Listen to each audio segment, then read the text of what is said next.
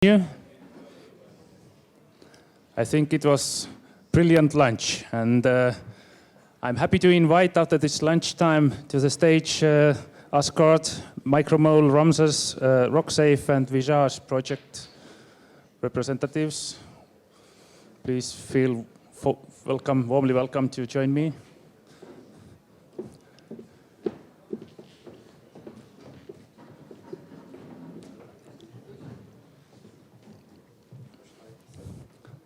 Just find your place.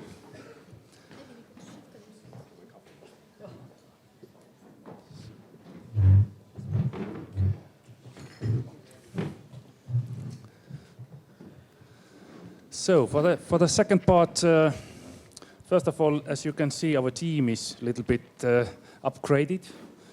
So beside me, there is another Milisajevic from DG Home. And among us are from Asgard, Mr. Sean Gaines, who is going to talk about cyber technology.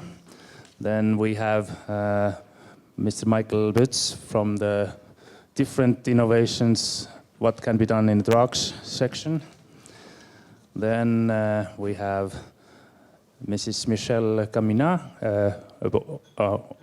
Mr. Excuse me, yeah, with cyber technology again. Then Claudia Gartner, talking about the CBRN scene technology. And then from Visage, Angel Carajeda, again, and DNA analytics. So welcome on stage.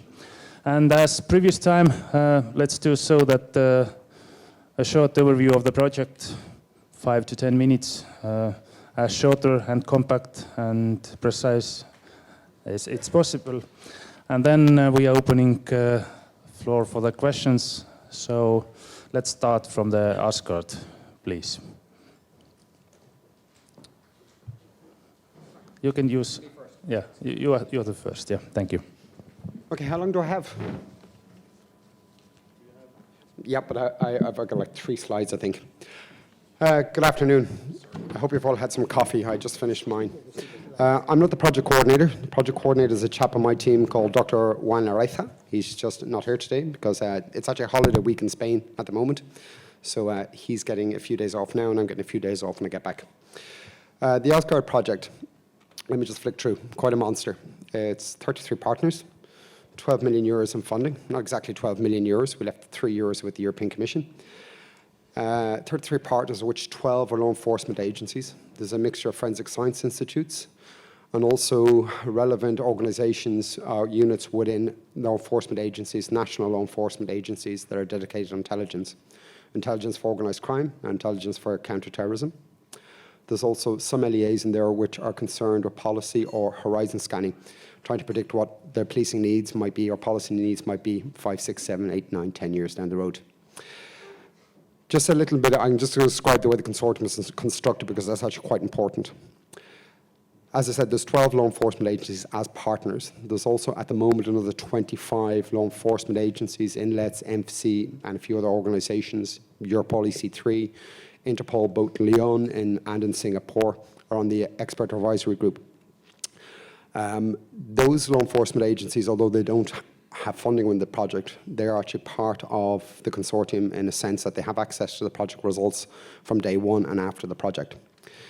The way the project was constructed, it was looking at big data or data analytics, and it was looking at the areas of forensics, intelligence, and foresighting, or horizon scanning, which link perfectly with the 3 different main areas of big data or data analysis, which are hindsight, insight, and foresight. They're a perfect match. So we constructed the consortium in a way that we would have a law enforcement agency, a research organization, and an enterprise, whether it's an SME or a large enterprise, working in the same geographical area or same geographically contiguous or similar areas. So for instance, you can see in Germany and Austria, there's a mix of those units. The idea would be that there would be less physical difference between those kind of entities, and they should be able to collaborate better. In the United Kingdom and in Ireland, same philosophy. Same philosophy in the Iberian Peninsula, Spain, and Portugal. and so on. As I say, the project is actually building a set of technologies which are going to be made open source to the law enforcement agencies and the extended community of the project. By the end of the project, they're already available to them. And that's done under the same conditions that will be in an optional grant agreement article, which is Article 31.5, which says that the results of a project can be made available to an EU agency or a national body for the implementation of its policies or programs on a non-commercial and non-competitive basis. Okay? Although it's not a grant agreement, we're following that principle. Let me just see if the tools are on the next slide. Okay, a few things. Up in the top right, you'll see while we're using hackathons as a way of getting things moving. I'll explain that in a moment. At the moment, there's over 60 different tools scheduled to be created in Asgard. Of those, about 43 which are TRL level of 4 to 7. The idea is that at least half of them will be in a TRL level 7, possibly even 8, by the end of the project. Although it was mentioned earlier, you cannot commercialize or build a product within a Horizon 2020 project. Because we're using the 31.5 principle, we can make them available to national bodies or European agencies under a similar basis, because it's not incompatible. Strictly speaking, the rules don't say you can do it, but they don't say you can't. So that's the approach we're using. Hackathons. Let me explain what we're doing as well there. So within the project, we said we work in 3 different areas of data analytics that are corresponding to also 3 different functions in law enforcement. Okay? But we quite consciously were vague with some of our work plan. So some of the work plan is quite specific. We talk about visualization or some orchestration, some social network analysis tools that are being produced in the project. But we have a large work packages which dealing with the main types of content that need to be analyzed, which are audio, video, text, and sound. That sound includes voice recognition, includes biometrics. The text includes everything from named entity recognition up to doing auto attribution in Arabic. There's a very, very large mix of technologies. We're also building as a grey box so that the law enforcement agencies that actually have the capability to be able to integrate them and adjust them can. It's deployed using Docker containers, using Kubernetes for orchestration for those who are in ICT, as well as some standalone applications that are required, for instance, in the forensics field. Okay? Now, down the bottom left here, you'll see the way the project was started. We had a 3-month ramp-up phase in the project. Within that 3 months, we had to get everything under order, shall we say, and also deal with the main issue that comes up every time you want to deal with data in a security project, availability of that data. So we had a checkpoint after 3 months where the law enforcement agencies had to work with us to make data available to us or show us what kind of data we could use, which is representative, or to be able to build a mechanism so we could work on representative data, pass the technology over the wall into the law enforcement agency and have them actually do the validation of the technologies. Then the project works in 3 different distinct phases. One was prototyping, the other was capacity building, and now we're in the phase where we actually have to refine the technologies and make them available and deploy them. Within each 1-year cycle, there was some mini testing done, but also every 6 months, we all actually gather in a room like this. There's over 80 to 100 people at a time. And what we do, instead of the usual standing up and getting speeches and getting presentations, we actually create teams. We run what's called a hackathon.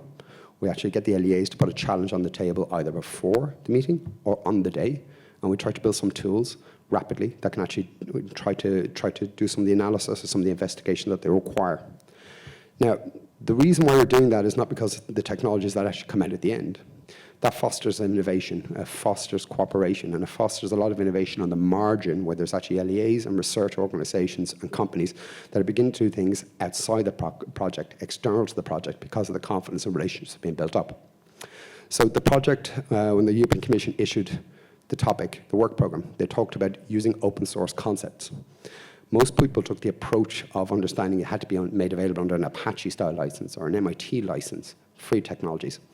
What we try to look at is look beyond just how it's made available, under what license and under what commercial scheme, but also looked at the type of dynamics that you find in the open source community, which foster collaboration and rapid development. So the goal within the Asgard project, although it produces technology, is actually we're looking at trying to develop technological autonomy for law enforcement agencies to get them working a different way.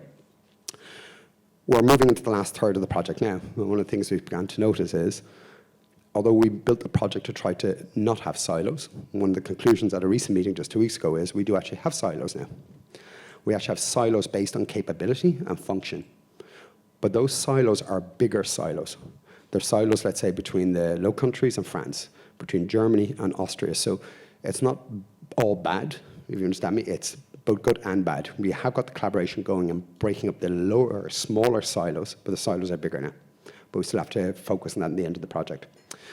Also, one of the other conclusions we're finding as well is with the practitioners is there's an obvious difference in the capability and the resources available for law enforcement agencies to actually be able to adopt these kind of technologies.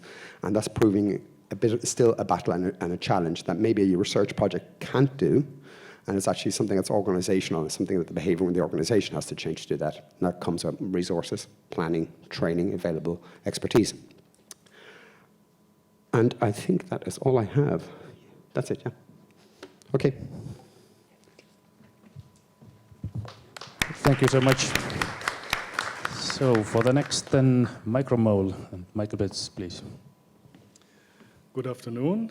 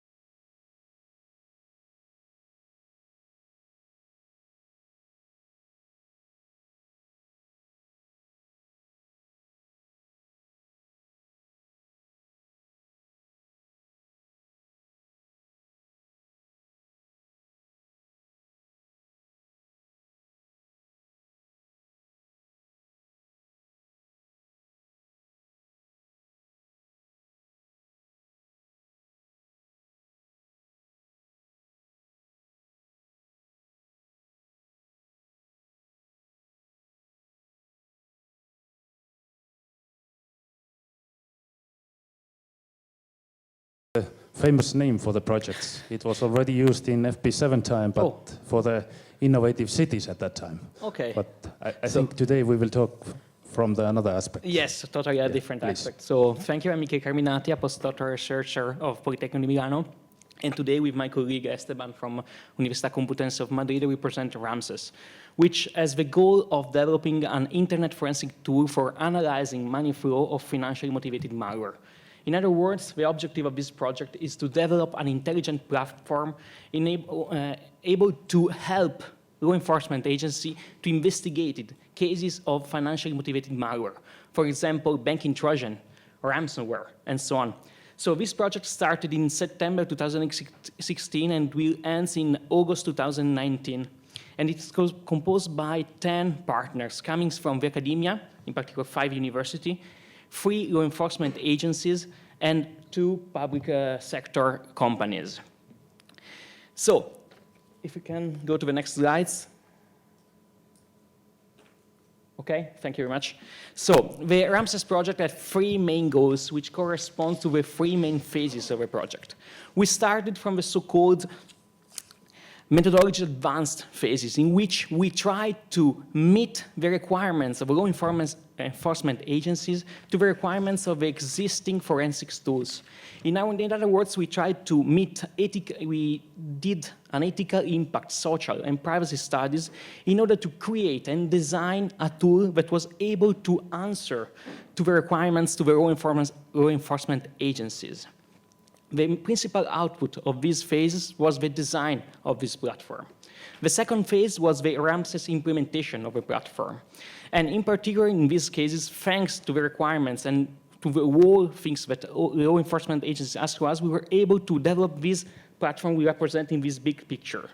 This platform is composed by various modules that are integrated all together in order to help law enforcement agencies to investigate the cases. For example, banking Trojan and ransomware. In particular, we have a generic malware analysis tool that helps to understand the family of a malware, the information that are shared through the network of a malware, and also all the other information that could help law enforcement agency to understand which kind of menace has infected a system. Then we have 2 tools.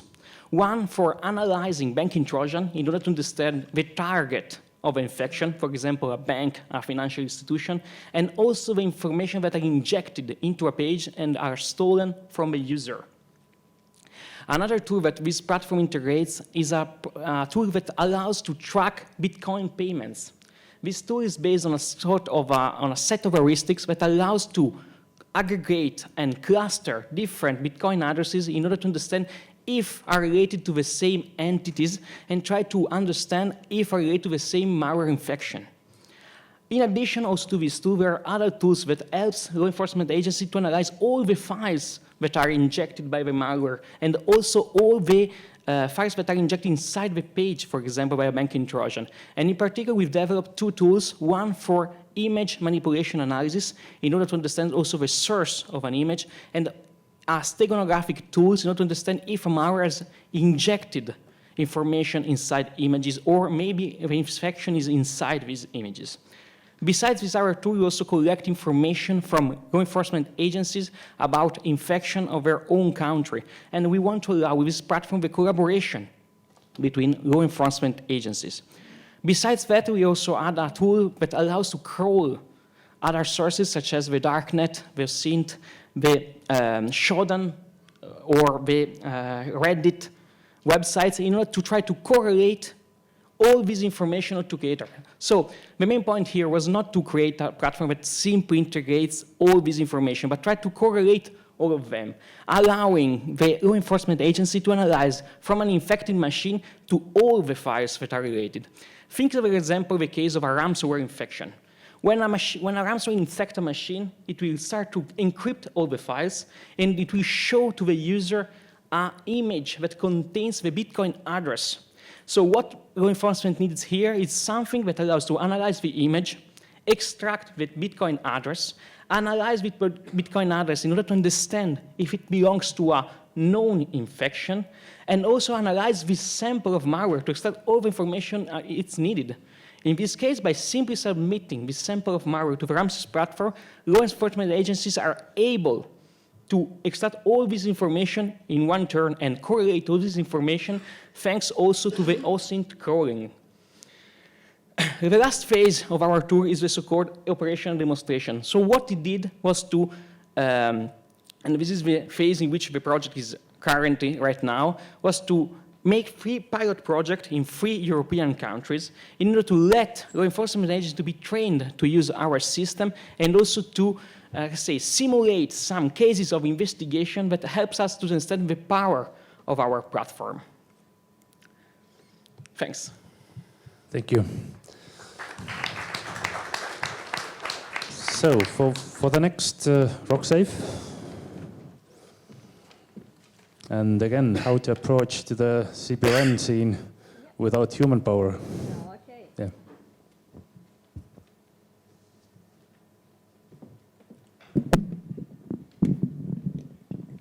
Okay. We'll do it slightly different. If I could have the slides for RockSafe, it would be brilliant. Okay, with RockSafe, we are targeting at the whole analytical chain from the target sampling directly at the scene, from the data collection to the analysis of the data, and afterwards the provision of the results to the command center. The overall project is called Remotely Operated CBRN Scene Assessment and Forensic Examination. That directly points out we are looking at a lot of hardware, namely going in the scene analysis and also the integration to a whole system. Okay, we look at different scenarios. That means looking at radiological, nuclear, but also chemical sensing, biological sensing, and also picture acquisition. If I could get the next slide. To make it easy, just one slide on this topic. We start with the data acquisition, and we do it on 2 levels. Once again, hardware is involved. We have the drone, so that means data acquisition in the air. What can we do there? We can take picture, what's the easy part, but we can also collect sample from a gaseous phase to analyze this afterwards. The other thing what we do, we are on the ground to collect samples there. For both mobile units, there's always a task to look, but also how to collect the sample to be afterwards able to analyze the sample, and what sensor technology can be integrated that is lightweight enough to be really on the scene and also robust enough. Then when we have these data or sample acquisition, we are once again on hardware, we are on the data generation. It can be that we get a camera picture, so picture taking, but much more fancy, and we heard about this in the earlier panel. We look at biological sensing. That means at the genetic footprint of a material or at a reaction on a pathogen. That's tricky because biology behaves strange. Biology can, from the same bacteria, behave in the year different than in the next year because we have permanent changes. That's the fun of biology, but gives us also the burden and also how do we collect our samples. So that's part on hardware development on the biosensing. Then we have chemical sensing. Also there we address if it's on the biofield that we look at toxins or at chemical burdens that we get. There we have different technologies in development. And finally, all these data gathered with the system are transferred in a central decision management, and there we're working on a database and decision support creates SOPs and more or less provide information to the scene commander. All about this is combination of hardware, underlying analytical procedures to come up with a complete integration task. And that brings me to the point, what's usable, where are we at the state? Integration for any single end user might be different because everybody has different tasks, and all these elements here are more or less a dish list to provide a personalized integration approach. That's obviously something what takes longer, but also in this project SMEs are involved. We are in the situation we need to get something out of any single project. So that means at the end of the project there's something what somebody can test. We are a company being in the biological arena. That means we are responsible here on the biosensing and interfacing in this end with the drones or with the ground system and then transfer data to the command system. But anyhow, if you would like to look at these single devices, that's directly exploitable together at a project and can be adapted to whatever user need. Now I would like to address a couple of topics because we are so nicely together here in Brussels and also the Commission is here, and that refers also to my previous questions. We have a lot of technology around what is exploited, what is not exploited, and what can we do in a better manner. I'm a technologist and I love this. That means learning from others to bring things together. We had brilliant results, in particular since I know more about the previous project and the technology and the products that will be generated from this. How can we get to such nicely organized events that we have also the hardware here, that all the people do not need to travel to plenty of these meetings, but that all of us have the chance to test and play around, combine, and bring all our work together, maybe not in the consortium that started, but finally, and also give all end users that what we need as feedback, the opportunity to test our system, make an evaluation sheet, but really to have them tested the devices instead of just meeting here. That would be a wish from my end. How can we get this? And also the other point I want to address is simply that, yeah, we had earlier the what's free, what's procurement. It would be nice if the end users have a chance within these projects to really acquire a system being of interest for them and give for 2 years a little bit feedback to the ones who developed the system. In the US, that's happening quite nicely. One of these groundbreaking companies in the biodetection field started for the CBRNE scenario. Now it's a really billion-dollar diagnostic company in the medical field, but there in the anthrax field, they purchased this system. In any single post office, this system was standing. That would be a wonderful option also in the European Commission or in Europe, that the end users can get one of the systems we developed together in a European project. To make this happen. So that's a little bit on wish list, and I would also say, last slide, that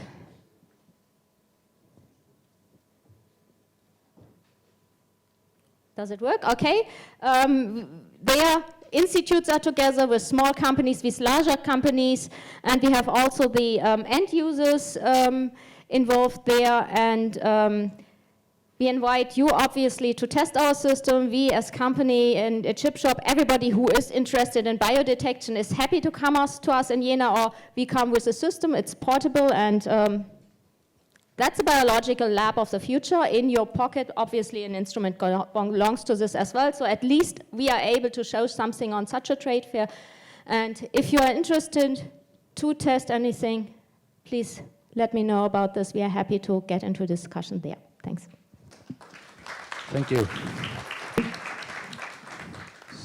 So very motivative part to come together and to test devices.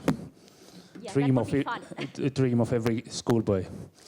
But the next is a pretty long project, a 4 years period, and the visible attributes through genomics, please. Yes, thank you, Ula. Good afternoon. Well, the idea of this project that is called VISARS is to have a tool for obtaining external visible attributes from DNA obtained from biological items found at the scene of the crime. It's like a biological witness, and the idea is technically we call this forensic DNA phenotyping. And it includes physical traits, where we are quite good in pigmentation markers, for instance, color of the eyes, eye color, skin color. We are still not good enough with shape of the face, for instance. The second is geographical origin. This is linked to ancestry. We are very good at continental and in some cases at subcontinental level, but we need to improve this as well. Although we are quite good at continental level, we are perfect. The third aspect is chronological age, to identify from a biological sample the age of the individual who left the sample there. And in this case, we have an average error of plus minus 3 years at any age in life. At middle ages, we are better, but we need to improve this as well. The idea of this is for intelligence purposes. I mean, it's understood to use this tool in the investigative phase of the procedure, not in court. And for this, we have a good consortium, I think, coordinated by Professor Manfred Kaiser in the Erasmus University in Rotterdam. And we are 13 partners from academic, police, and justice institutions for 8 European countries. We have groups from 8 European countries and 5 million euros and 4 years ahead. And the good thing is that in the last few years, there was we have the fortune to have a technological revolution in the field with the introduction of something called next generation DNA sequencing of massive parallel sequencing that is revolutionizing not only forensic genetics, but clinical genetics and genomics in general. And the idea we have is to develop a validate prototype tool to analyze all these things simultaneously. Perhaps in 2 different kits, because we are learning, we have been working in this for almost 1 year, and we are learning that it's going to be difficult to integrate chronological age with the other type of attributes, because we are using a different type of markers.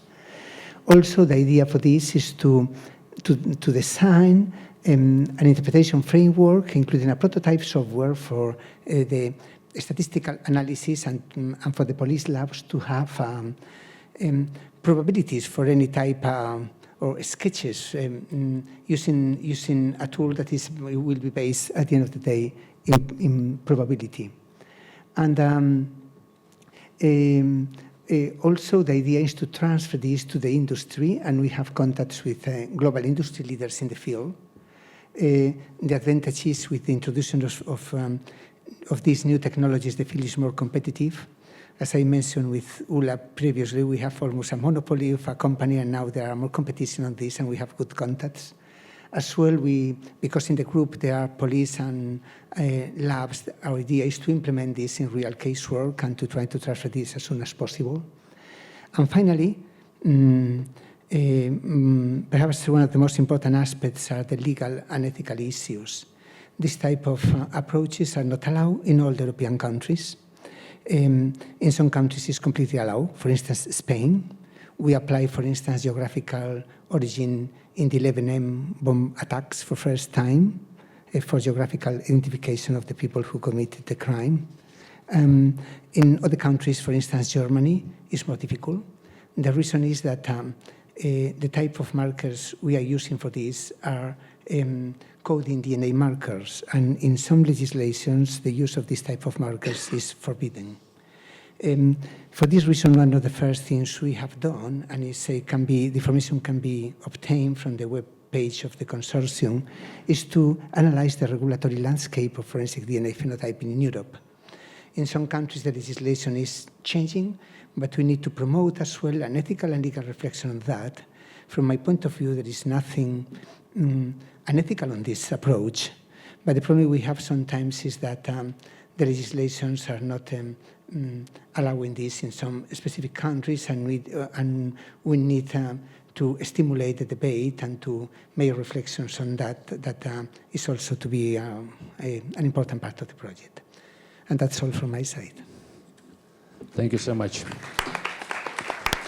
So, again, now 5 very important and extensive projects are presented.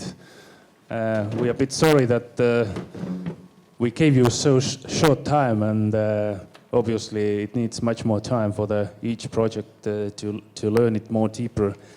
So I think we are happy to interview and question those important people on a stage, and who is ready to start. So to make it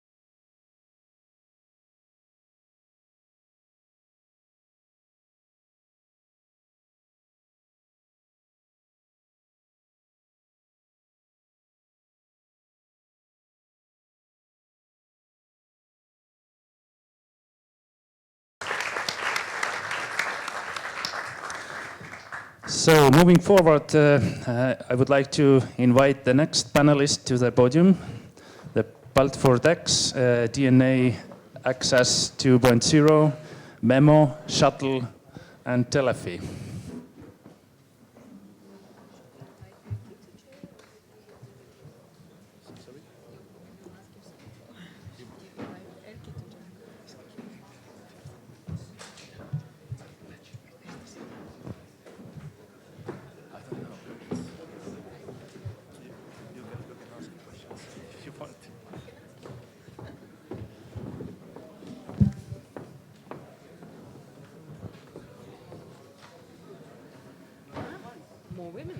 Now we have a tricky situation in which our chair will present one of the projects, so we have internal discussions how to proceed. So maybe Erkki will come to help us a bit.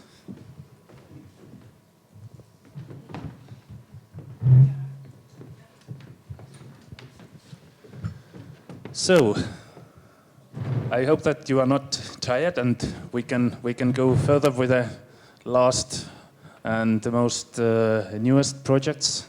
So we will start from the Balt4Dex, and we will listen a little bit how to improve the Prim Treaty agreement within the new project. So please.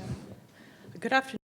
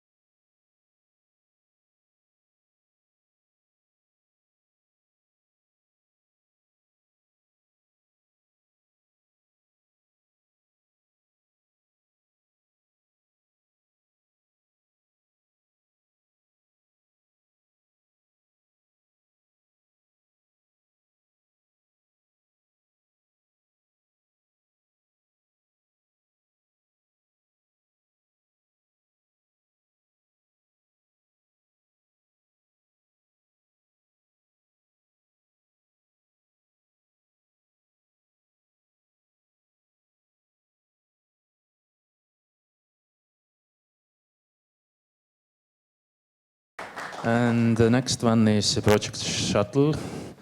So, Mr. Gregory Brish, please.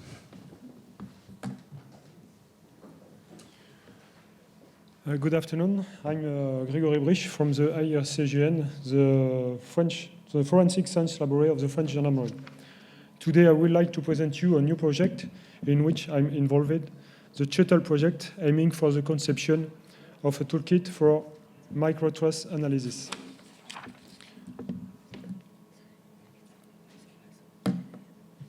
First things first, what is Shuttle?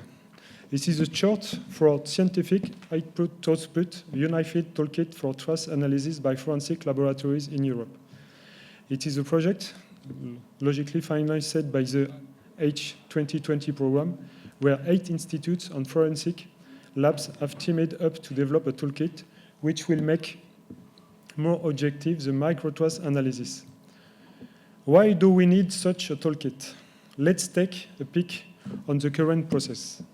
For example, when the expert gets the clothes, he has to collect the microtraces, fibers, glass, hairs, another, by tape lifting.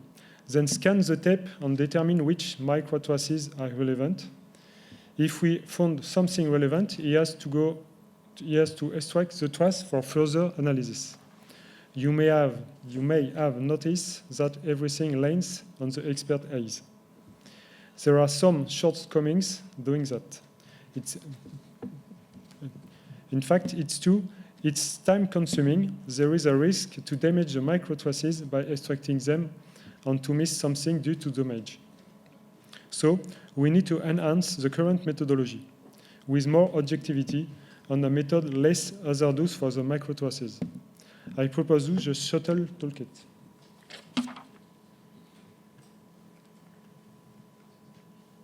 Yes. How the Shuttle toolkit is going to do that? By combining tools which will help to solve the current difficulties.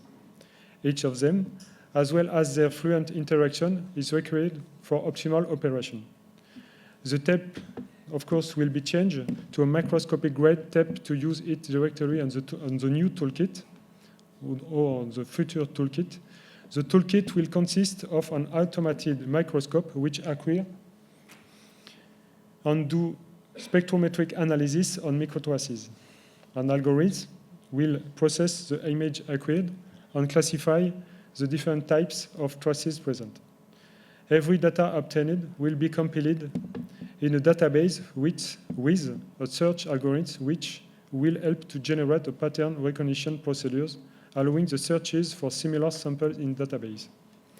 The main purpose of making such a toolkit is to make a powerful and versatile toolkit which solves the major issues in forensic science, and also improves the information exchange and the synergy between different criminal research laboratories to fight against international crime.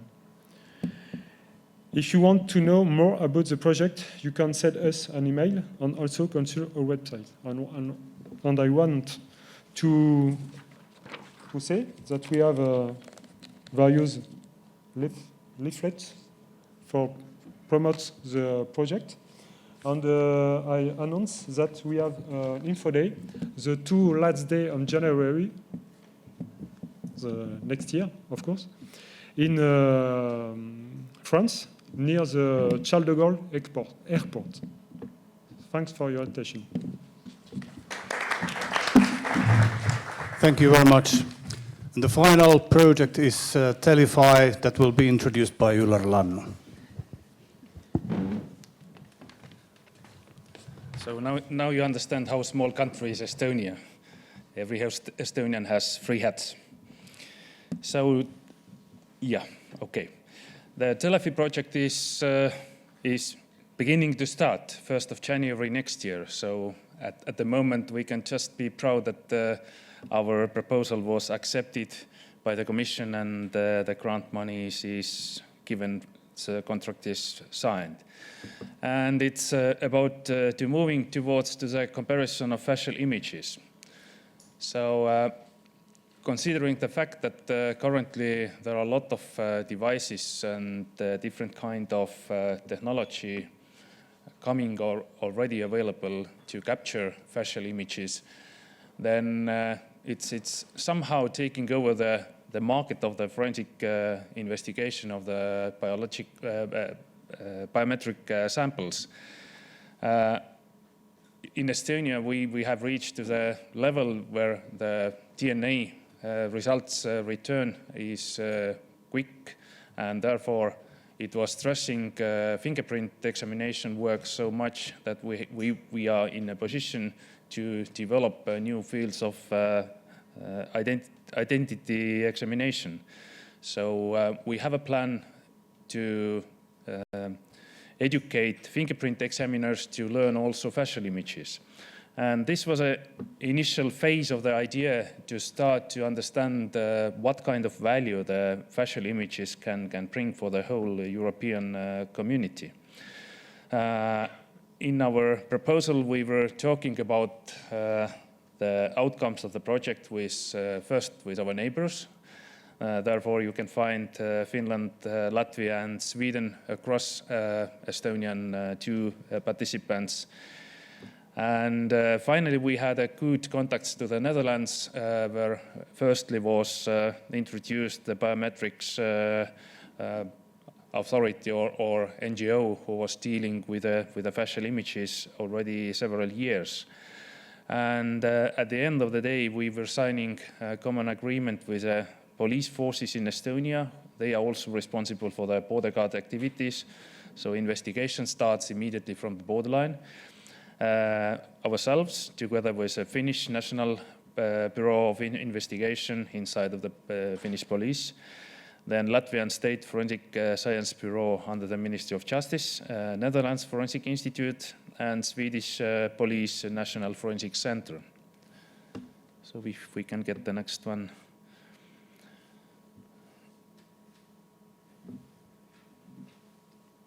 Thank you. So the general objective was to recognize what kind of added value the facial images can bring beside of the existing data exchange, which is happening in an automated way across European countries and basis on a PRIM convention. So the project itself is particularly focusing of reviewing the organizational, technical, and legal aspects of the forensic facial recognitions. So the aim of the project is to visit physically all of the 28 member states and to interview all the relevant players in a country. Just to put you in a context, so in Estonia we have only one laboratory who is dealing with the facial images, but already our neighbors are having a lot of them, so it can vary quite a lot between the different EU member states. And therefore, I think in order to understand who are the relevant bodies to visit, it takes quite a lot of effort. So project is going to run 2 years, starting from January until the end of 2020, and EU contribution is a bit more than €500,000. And if I can get the next slide, please. Then we have basically 3 main outcomes. We are going to describe the current situation in all 28 member states, depending on Brexit, of course. Maybe this list can be also a little shorter, but maybe new countries can apply for the membership. We will see on the journey.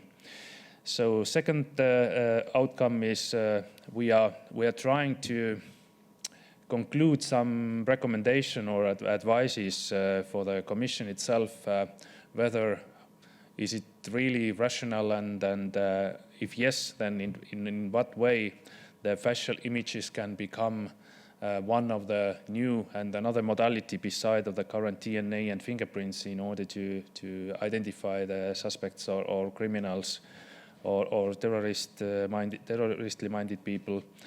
And of course, we will have a final dissemination conference to explain the results, and then also to invite you to visit Tallinn in June 2020. So if we will start, then the picture will be much more clear, but this is all what I can tell you at the moment. Thank you. Thank you, Ular. Are you ready to continue with the closing presentation? I think we need, first of all, this questions, and then... I understood that the questions will be taken after, but yeah, why don't we do it now? Let's take the questions first. Yeah.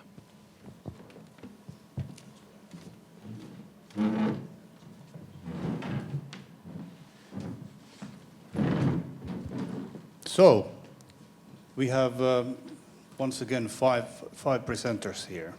What are your questions? Here.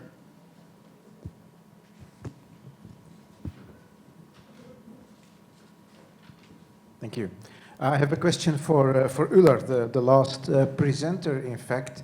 Last week, I was passing the UK-European border in Heathrow, in terminals 2 and 5, and there I was confronted with a completely automatic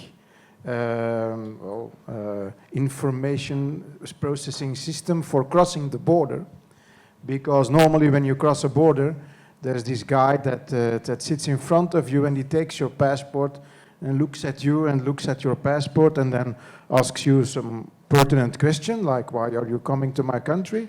And then he lets you pass, or she lets you pass. Now in Heathrow there is a scanner and you have a gate, a speed gate, and you have a photo camera or a video camera, I don't know.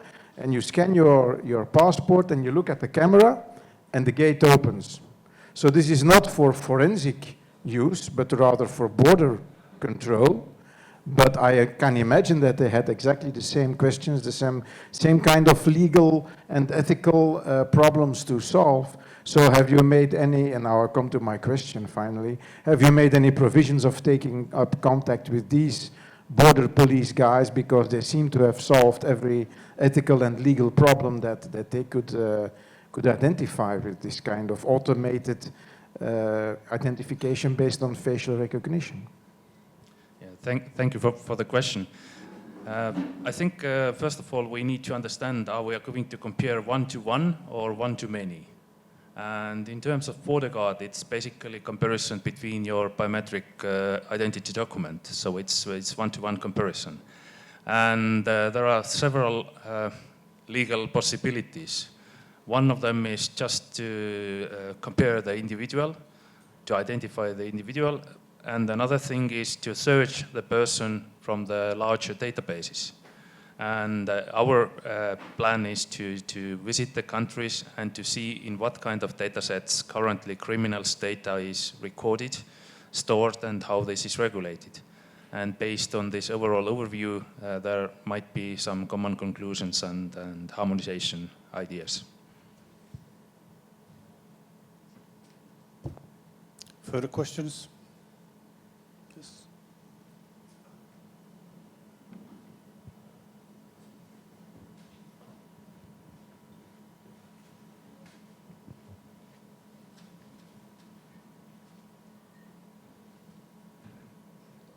Paolo Salieri, I work in the Commission. I'm a colleague of NADA. So my question to Telefi is for my education.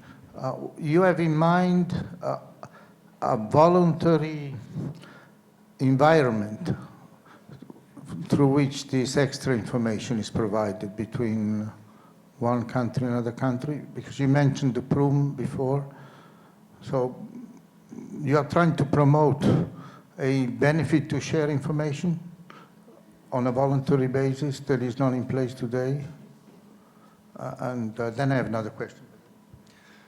I think maybe I was misleading you, but the idea of the Telefi is to generate the same type of mechanism like it is done in automated comparison way at the moment for the fingerprints and DNA. So facial images can be searched from the national databases and individuals are identified based on another new modality in the same way like it happens currently with the fingerprints and DNA. Thank you. And the second one is for the shuttle. we have made a big effort to try to promote the procurement of research, procurement innovation in the secure society environment, and this is an example of pre-commercial procurement. So who are the other public bodies, public authorities that join with you as procurement bodies of the research that will be, of the research service which you will procure? Excuse me, can you repeat, please? Repeat. This is a pre-commercial procurement project. And a pre-commercial procurement project, a number of public actors procure.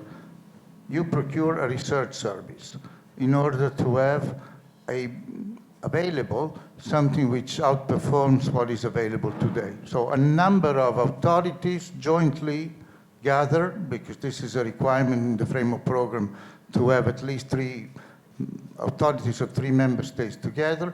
A number of authorities jointly gather to procure a service, so you challenge technology developers to do something better. So who are the procurers of this service? I'm sorry. I repeat because this is a pre-commercial procurement project. Can you, it is possible to speak French, and I need to speak English to the answer. Non, ma terminologie française n'est pas parfaite. C'est du marché public de la recherche, d'un service de recherche. Ça, c'est la définition du pre-commercial procurement. Ce qu'il y a derrière, c'est des entités publiques qui achètent un service de la recherche. Alors, ici, on demande dans la machine du programme cadre d'avoir en parallèle au moins des autorités de 3 pays. Qui est avec vous, et je vous félicite, en tant qu'autorité publique qui achète avec les autres de la recherche qui permettra à la fin d'avoir quelque chose dont la performance est meilleure des outils qui sont disponibles dans le marché aujourd'hui. Oui, mais all the members of the consortium have public buyers. Yes. And in France, for example, we have a service. His name is CLC, and for it, it's possible to buy after the PCP the concretization of the project.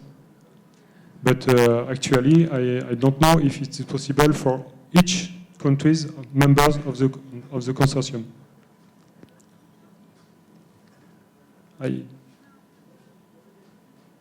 It's okay for you or not? I'm learning. It's on a learning mode because we promote PCP, but we know that for a variety of reasons in the security area, it's not straightforward. So we congratulate that you made it. And the difficult point in this business is to have public authorities, 3 police forces, joining together to buy innovation. So this was my case. Who has been with you willing to set up a procurement consortium in which you will, but I will do it separately because this becomes a bit technical. So I apologize with Nada. Oui. Because I went to a presentation of Shuttle last week at a conference on innovation procurement organized by the Austrian presidency, and it was not very clear to me. Excuse me, the difficulty with the presentation of Shuttle, each congress or opportunity or info day to promote the project is that the members of the consortium who do this presentation are technical, legal, or specialists on administrative aspects.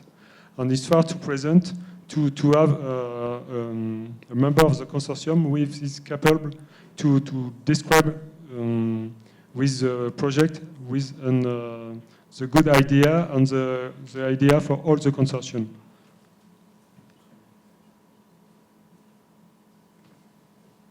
More questions? No more. There is one. Yeah, it's actually not a question. I would just like to remember the projects on ISF Police. So it's both Vordex, DNI, Axis 2.0, Memo, and Telefy, that we have a short meeting at 5 o'clock in the room downstairs, which is called the poster room, where I will explain some things that are relevant for you on the ISF Police. I'm one of the coordinators working for ISF Police, so that's why. Thank you. Thank you very much indeed. So, no more questions. In that case, we will continue with the closing presentation. Ulla, please. No, I have a question for Ticia. As you have experience both with FP7H 2020 and ISF, what would you propose? What would you say about possibilities of having an uptake of research results from FP7 or H 2020 in ISF?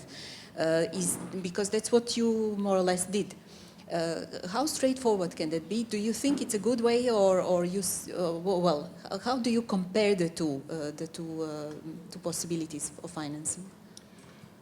Well, the two projects were very different because Yes, Euroforging was a large consortium, and now we are a very small project. But what is important when you do something with software, that's open source. So and that's that. Otherwise, you can't take it from Euroforging into a new, and that you are still in contact. So Euroformix was developed by Norwegians, and of course, Norway can't be a partner. So that's all a bit complex, but when you have good relations, that works. And I think what is important, as what Angel said in the previous panel was also saying, if you have built, a group that works together, it's so important to keep that a little bit together. That's why 3 of our partners derive from Euroforging. And I'm at a large casework laboratory. My task is to do applied science. So build tools, take it to casework, learn from when you apply it to casework, how to improve it. And I love my job, but and I think the EU should fund those things, yeah. Okay, thank you. Still more questions? Let's give a big hand to our presenters here.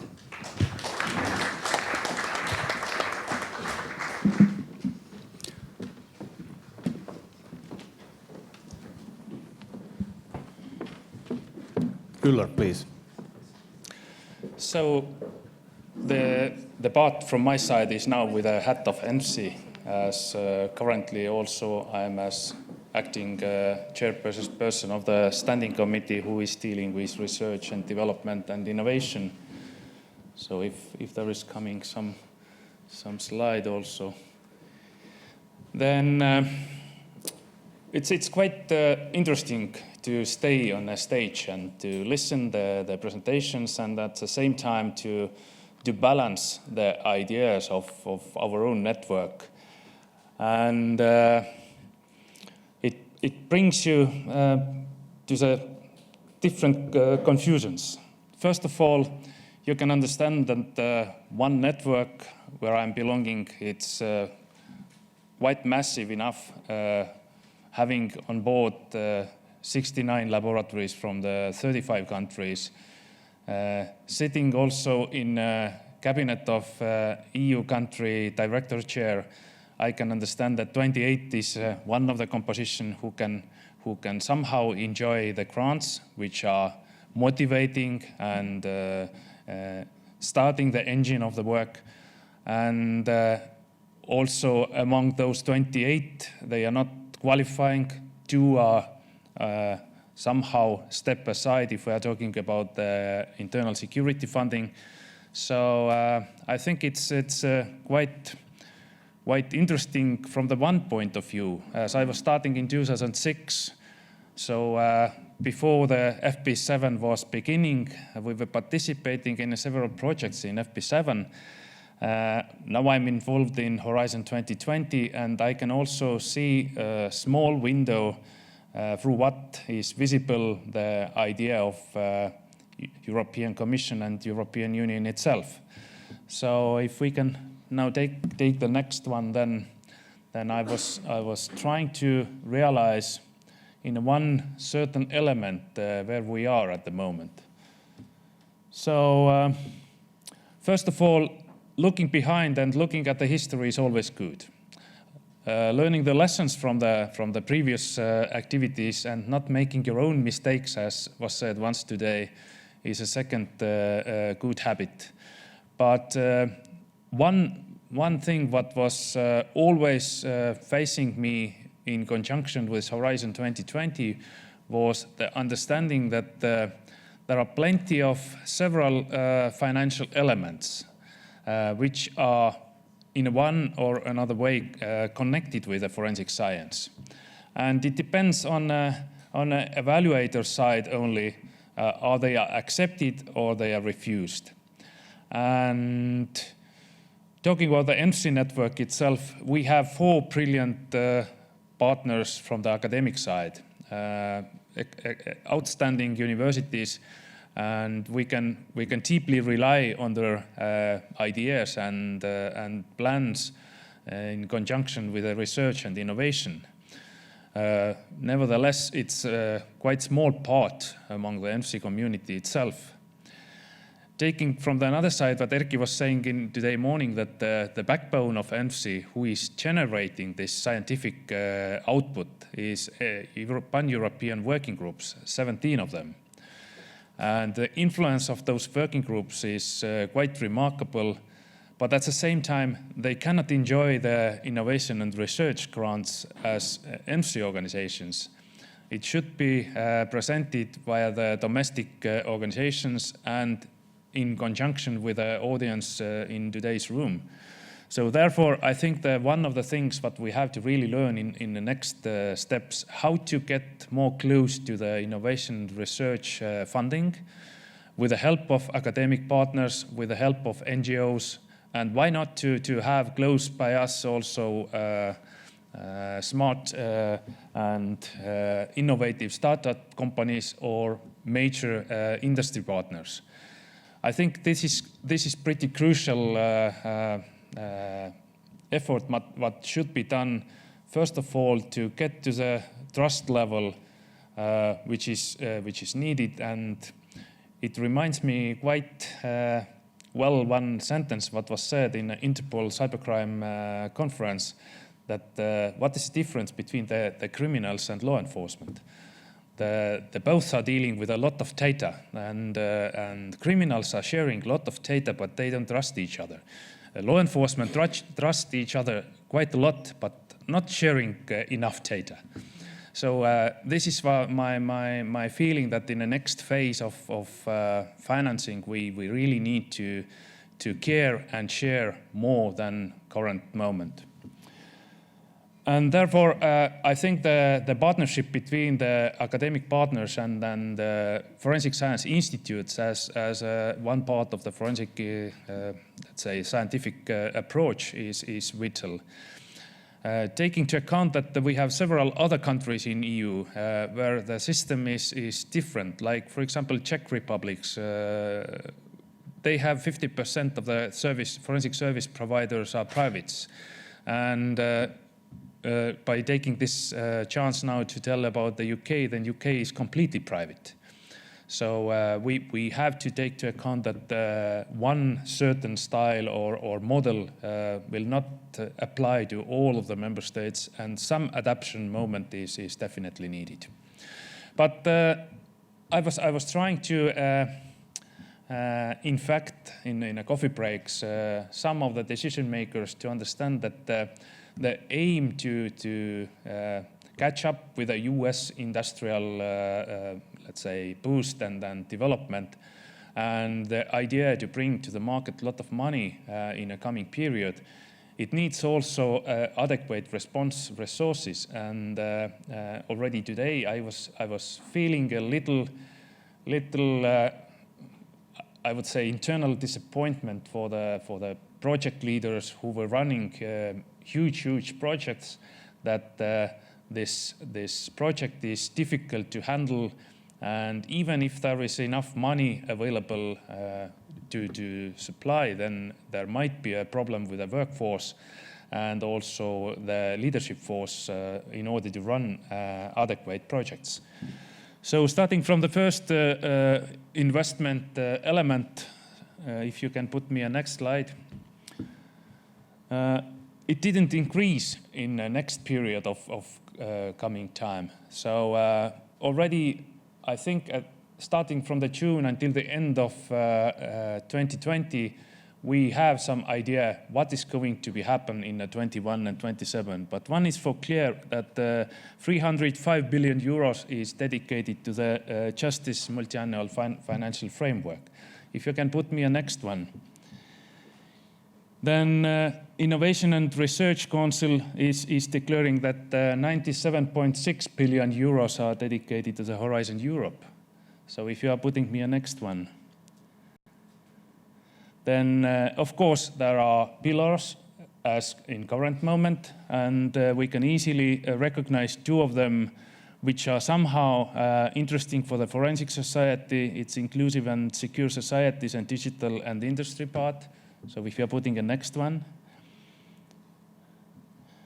Then 52.7 billion is already here. And if you're putting a next one, then you can see that 2.8 is one of the places which can serve the forensic interests. And if we are talking about the digital evidence, then 40.5 billion euros. Coming further to the next slide, please. There are somehow inside of the clusters, which I was talking about, highlighted the areas of intervention. And one thing what was described in here already, that we have a lot of technology available, which is collecting data and producing data. So there is a vital need to understand that we have a lot of data, but we need to somehow analyze this data. So data analytics, data storaging, data management as such needs also infrastructural investments, and not only for the political players, but also the forensic labs and law enforcement community as such. We are struggling quite a long time already now with understanding how to share pan-European databases across the EU, although we have invested 1.5 million in order to establish them. So I think its time is ready to decide who is taking this share and who is going to be a responsible player to establish a connectivity between the member states. So next one, please. And as far as I understand, currently there is idea also that with the existing financial elements, there is a potential opportunity to use them in combined way or in a way that they will serve the interest of both of the interest areas. The next one, please.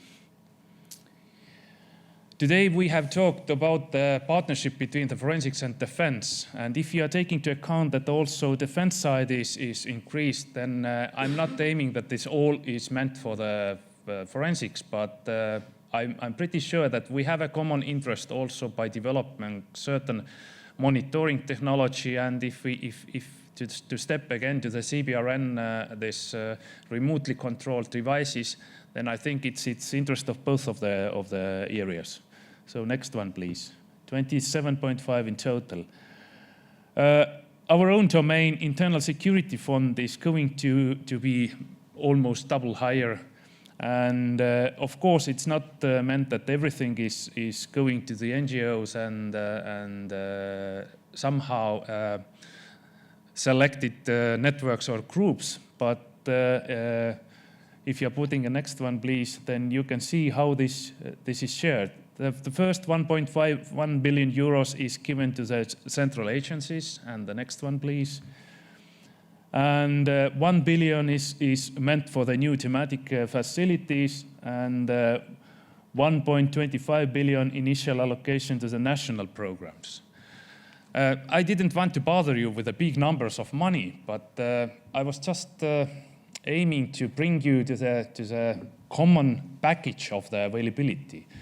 And as we were talking about the competition in the field in order to get money, then for me it seems to be that there is plenty of money. There is no need for competition, but there is a need to understand, can we really afford and can we really produce enough outcomes with this money?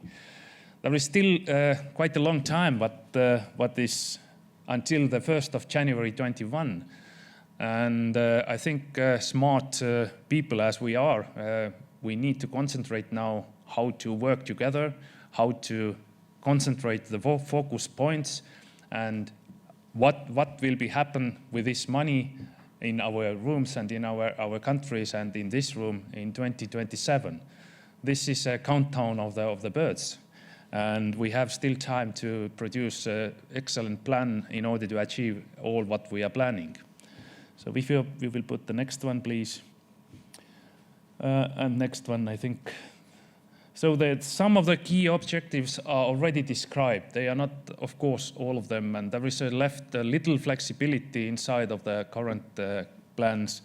So talking about the ENFSI's research and development or innovation plans, ENFSI is renewing its 4 years strategic plan starting from the next year. And of course, R&D aspect is deeply inside of the plan.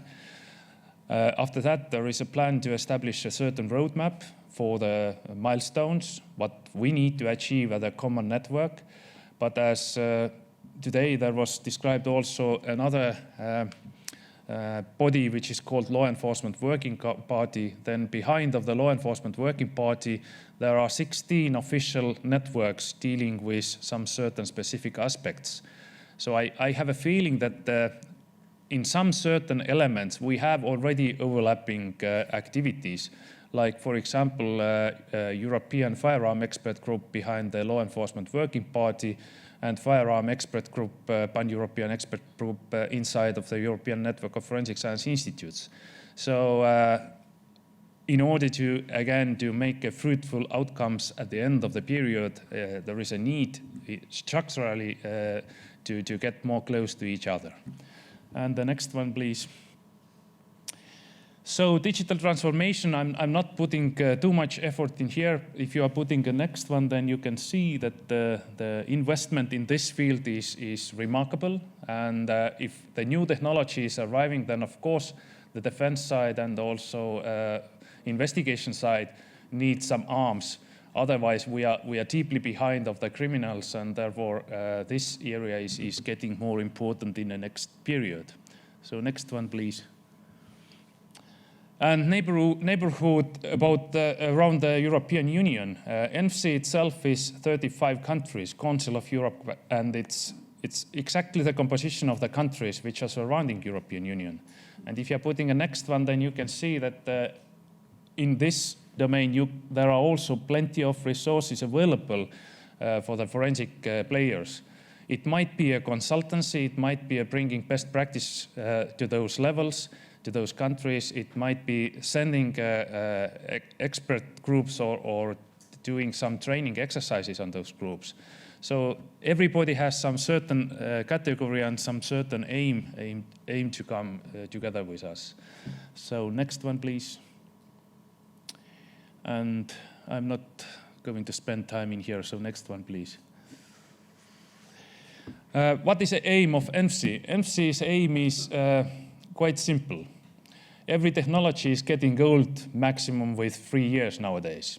So the research and innovation milestones cannot be with more longer period than 3 years. And even more, ENFSI has a plan to run a 1.5-year cycle and to amend and upgrade the plan within those milestones.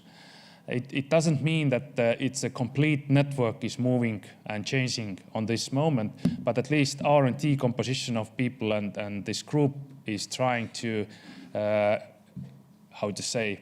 put another activity, another new breathing to the existing R&D responsible people among the ENFSI laboratories.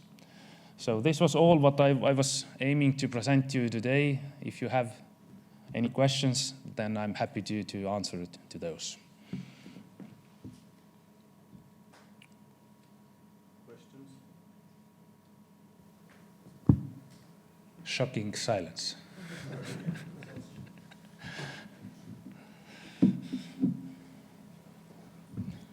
So if no questions, then we are waiting what is behind those figures from the Commission in a coming period. Thank you. Thank you, Ular.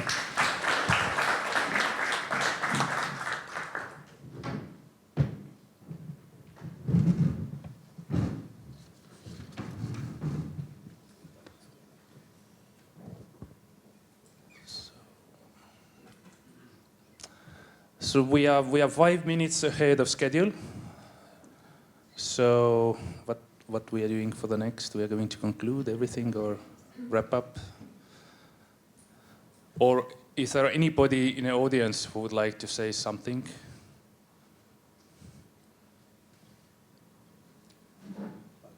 Okay, so Chairman of MC would like to start.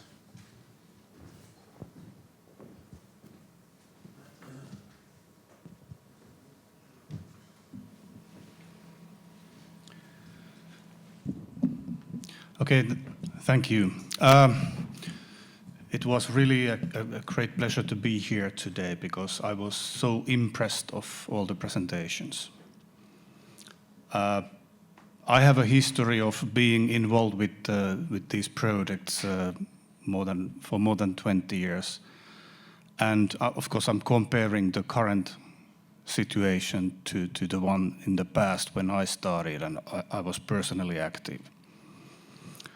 I would say in general that your projects are much more professional. Consortia are much bigger, funding is bigger. Consortia is more diverse. It's so nice to see that academia, service laboratories, SMEs are involved. Projects are longer, even more than 4 years, which is completely different than in the ISFP projects. They are scientifically and technologically more ambitious. High technology is utilized. Even TRL analysis seems to be done in many cases. Also, ENFSI is a network, and a network is about cooperation, so it was great to hear that there has been cooperation between different projects. It wasn't like that some years ago. Also, key roles in the project have been identified and defined and dedicated to certain persons. Even legal issues have been evaluated. How about the future? I would say that just keep on going like you are doing. This is excellent. Then personally, I was thinking about Horizon 2020, which is becoming a Horizon Europe. Could there be a role for ENFSI to be a contractual partner in the same way or maybe in a different way than it is in the case of ISF police program? And could ENFSI play a role in order to really develop European products, pan-European products? That's something to be considered in the future. All in all, from my side, I want to thank all speakers and everyone who came here. This has been excellent event, and then I think it will be time for the next speaker, unless you have any questions.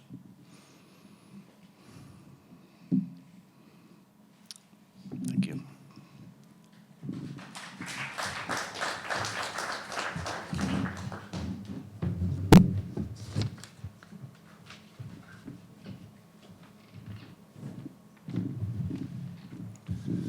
So it was a long day, and my first congratulations are going to all of you who are still in this room.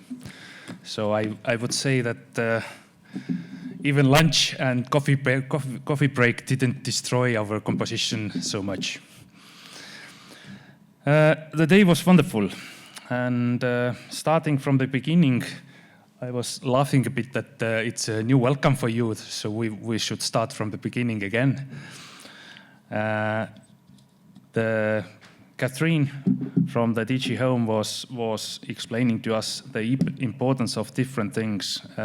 Somehow they were in conjunction with her own domain, with the cyber field, in terms of standardization and standardization of methods.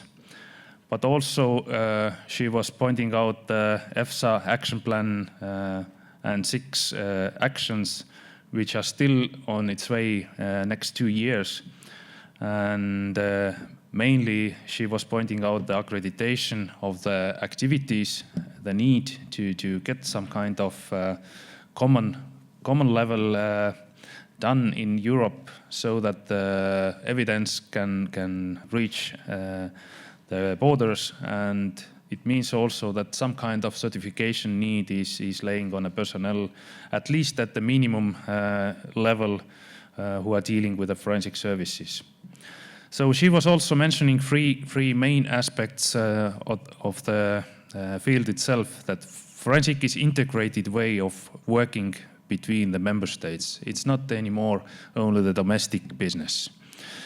She said that forensic is a transnational and online and offline accessed, so we need to train people to be capable to do this.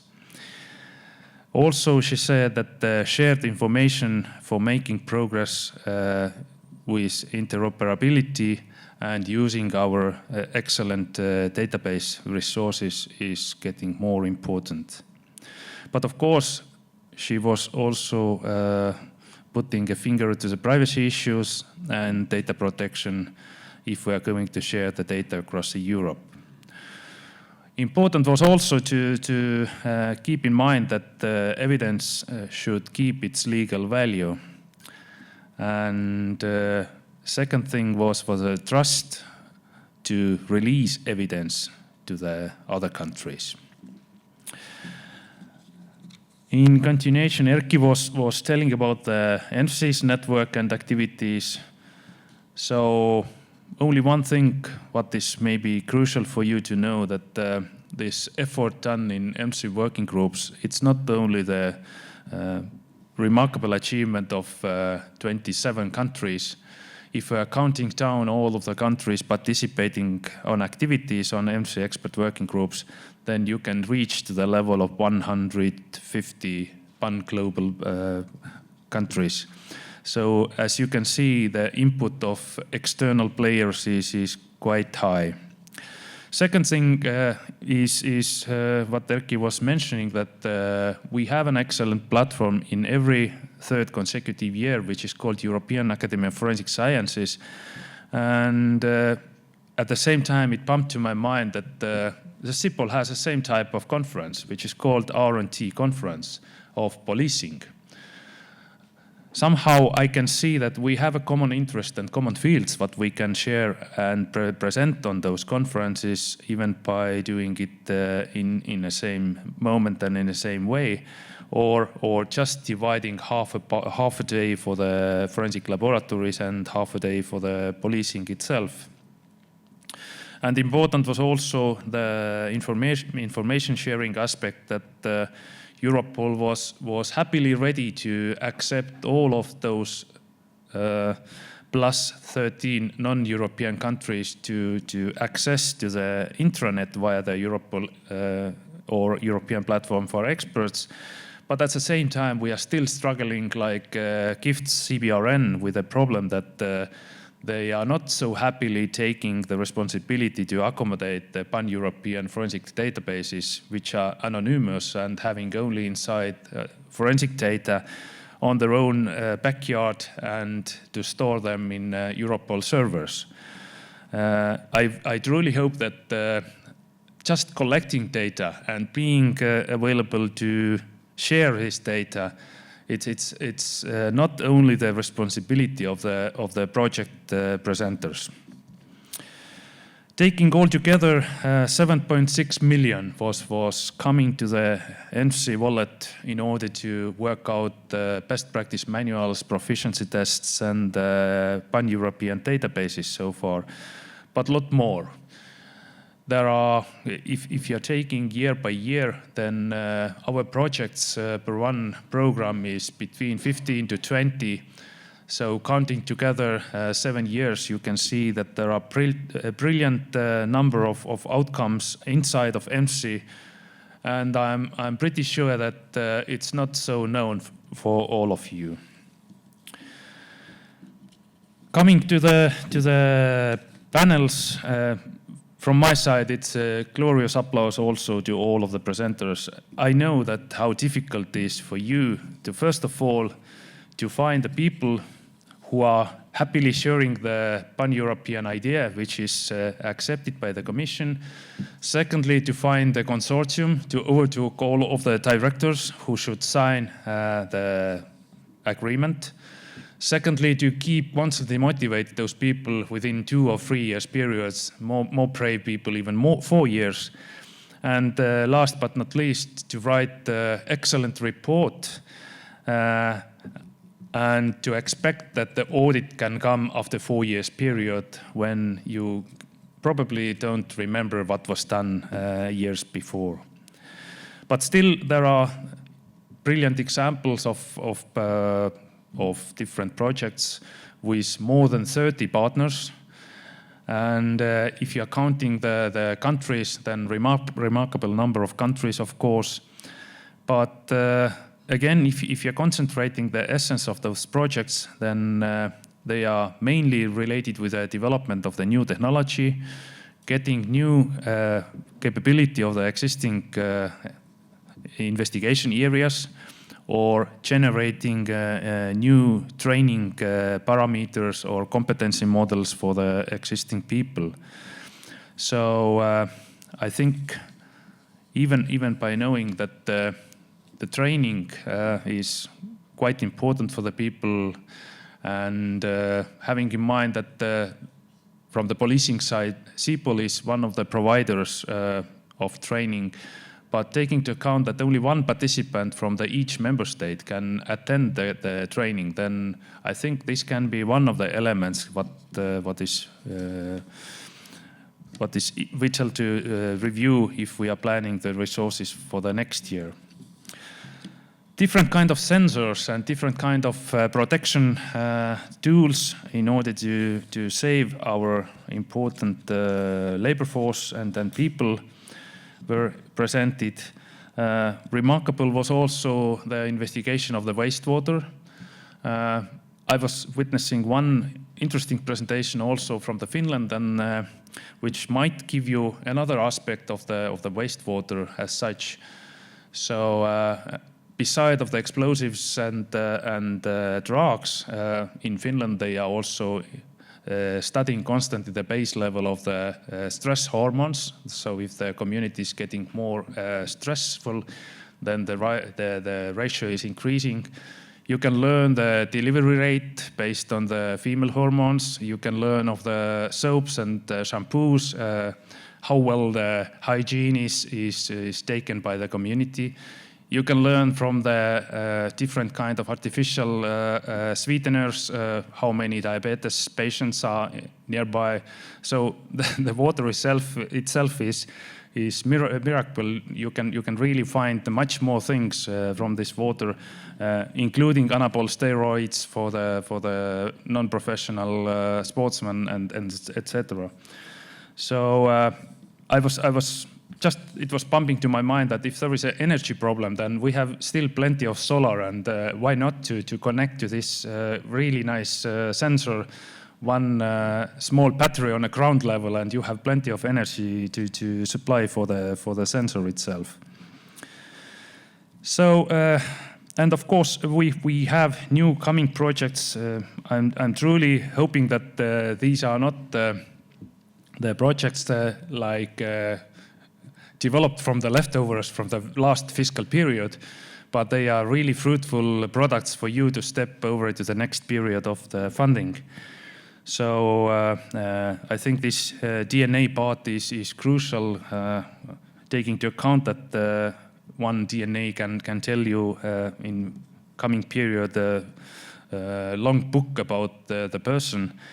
And also having in mind that we have plenty of biometrics which are still not in use, like ear or gait analysis or whatsoever, then the face is just a small one, which is most common in a photo what you're taking every day. So I truly hope that this day was interesting for you. I couldn't see any sleeping faces. So I thank you very much for coming, for investing the time and listening by being an active participant also. So I hope that the Commission was receiving new ideas and also some certain critical notes what was not maybe so expectful. But I feel that the future is quite promising. And at the end of the day, the technical support was also getting better and better. So hopefully next time we will have a screen in front of us in here, so it's easier to run the presentation. This was what I was listening from the audience. But all the rest was good. And the Christmas is coming, and wishes were also presented on the stage. So I wish you a good journey to home, peaceful Christmas. And as I was hearing from the DG Home that next year, immediately less than 8 hours, and after 1 year, we can meet again. Thank you very much.